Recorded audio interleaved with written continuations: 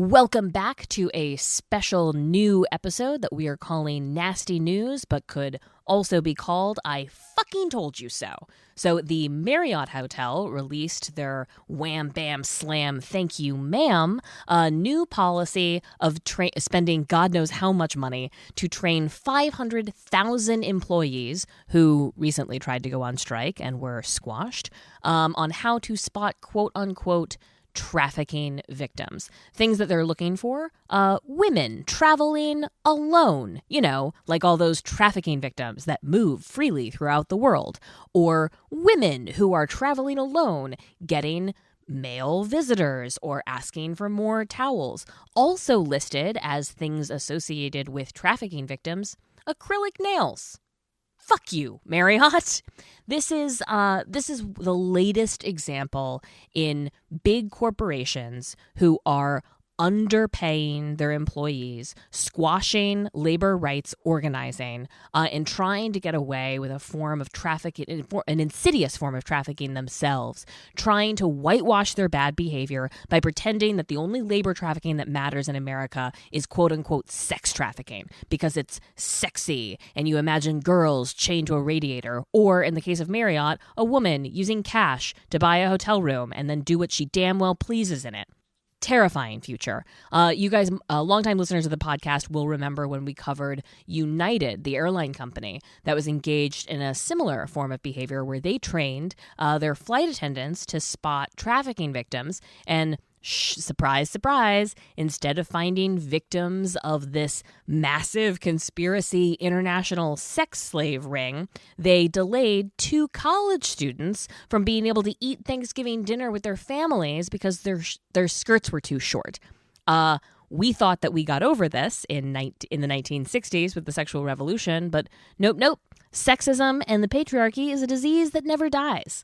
Closer to home, Nello, the pricey Italian restaurant in the Upper East Side of Manhattan, recently banned female patrons from eating alone at the bar in order to discourage prostitution. A longtime patron who is accustomed, she lives in London and is a new personal hero of mine. She's a businesswoman based in London that does business frequently in New York.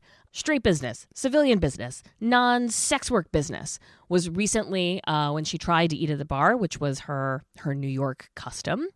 She was ushered to a table and was told that nobody is allowed to eat at the bar anymore.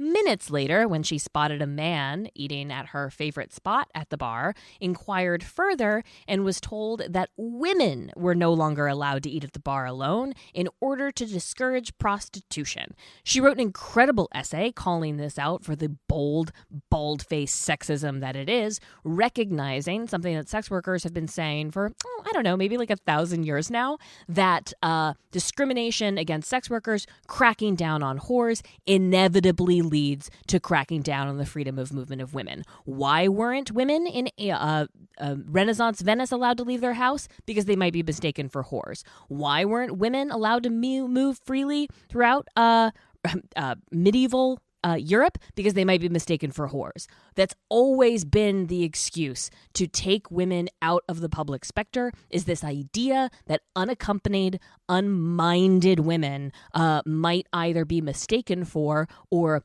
fall victim to the lure like a moth to a flame, might be mistaken for whores.